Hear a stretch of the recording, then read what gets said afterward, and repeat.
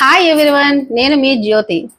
ఈరోజు మన డిజిటల్ మహిళా సంఘ సభ్యురాలైన ఉమెన్ ఎంపవర్మెంట్ కోచ్ రమణమ్మ గారిని మీకు పరిచయం చేస్తున్నాను. నమస్తే రమణమ్మ గారు, ఎలా ఉన్నారు? సూపర్ గా ఉన్నానమ్మా.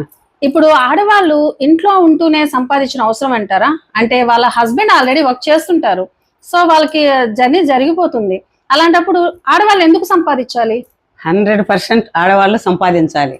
ఒకప్పుడైతే కేవలం మగవాళ్ళు సంపాదిస్తే అది తక్కువైనా ఎక్కువైనా ఇంట్లో సర్దుకోండి, ఉన్న కాడికి చాలు అనే రకంలో ఒకప్పుడు ఉన్నది. కానీ ఇప్పుడు పరుగులు తీసే ప్రపంచంలో మనం ఉన్నాము. ఈ ప్రపంచంలో ప్రతి ఒక్కరూ మనకు పుట్టిన ఇద్దరు బిడ్డల్లో ఉన్నత స్థితిలోకి చేర్చాలని ప్రతి మహిళ, అంటే భార్య భర్త ఇద్దరు తన బిడ్డల్ని ఉన్నత స్థితిలోకి చేర్చాలని అనుకుంటున్నారు. కాబట్టి ఆ స్థితికి ఒకరి జీతము చాలదు, అలాగే ఒక బిజినెస్ చాలదు. ఎందుకంటే భార్యాభర్త ఇద్దరు కలిసి చేస్తే మనం అనుకున్న గోల్స్ని, అంటే మన పిల్లల్ని ఉన్నత స్థితిలోకి చేర్చడం అయితేనేమి అనుకుంటే, మనం ఒకప్పుడు ఒక తల్లిదండ్రులకి 10 మంది పిల్లలున్నా ఒక్కరే ప్రయోజకులు అయ్యేవాళ్ళు. ఇప్పుడు అలా కాదు, పుట్టిన ఒకరు కానీ ఇద్దరు కానీ గొప్ప స్థాయిలోకి తీసుకురావాలని అనుకుంటున్నారు. కాబట్టి ఖచ్చితంగా మహిళా ప్రోద్బలం కూడా ఖచ్చితంగా ఉండాలి. ఇప్పుడు మనం ఇంట్లోనే ఉంటే చాలా మంది బిజినెస్ చేస్తున్నారు, ఫెయిల్ అవుతున్నారు. సో నేను ఫెయిల్ అయిపోయాను, ఎలా చేయాలి అనే వాళ్ళకి మీరేం చెప్తారు?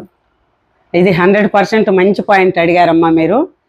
ఫెయిల్ పాస్ అనేది ఎవరి చేతుల్లోనూ లేదు. ఎందుకంటే బిజినెస్ మనం చేస్తున్నాము, అది మగైనా ఆడైనా ఒకటే. మగవాళ్ళు ఫెయిల్ అయితే తర్వాత నెక్స్ట్ అనేవాళ్ళు 100కి 100 మంది ఉన్నారు. అలాగే ఆడవాళ్ళు ఫెయిల్ అయితే 100కి 99 మంది ఇంక నువ్వు ఇంట్లో కూర్చో, నీకు చేత కాదు, నేను చెప్పాను కదా, నువ్వు దీనికి సమర్థురాలు కాదు అనేవాళ్లే 99 మంది ఉన్నారు. కాబట్టి ఫెయిల్ అనేది ఆడ మగ ఒకటే. కానీ మగవాళ్ళు ఫెయిల్ అయితే తను భార్య ఏమంటది, తర్వాత ఇంకొక పని చేద్దాం, ఇంకా ముందుకు బా, నేనున్నా భరోసా అని ఒక తల్లిగా కానీ ఒక భార్యగా సపోర్ట్ ఇస్తుంది. కానీ అదే మహిళ ఫెయిల్ అయితే తను భర్త అయితేమి అత్తమామలు అయితేమి, నువ్వు పనికిరావు, నువ్వు వంటింటి కుందేలివి, నీకు చేత కాదు అనేవాళ్ళు ఎక్కువ ఉన్నారు. కాబట్టి మహిళ జంకుతుంది అంతే. ఇప్పుడు మీరు అసలు ఈ ఉమెన్ ఎంపవర్మెంట్ కోచ్ గా జాయిన్ అవ్వాలి, అందరికి సేవలు అందించాలని నిర్ణయం అసలు మీరెందుకు తీసుకున్నారు?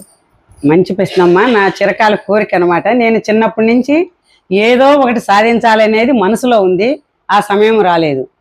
కానీ ఇప్పుడు నాకు పెళ్ళైనాక నాకు గవర్నమెంట్ ఉద్యోగం, మా హస్బెండ్ గవర్నమెంట్ ఉద్యోగం, పిల్లలు ఇద్దరు సెటిల్ అయ్యారు.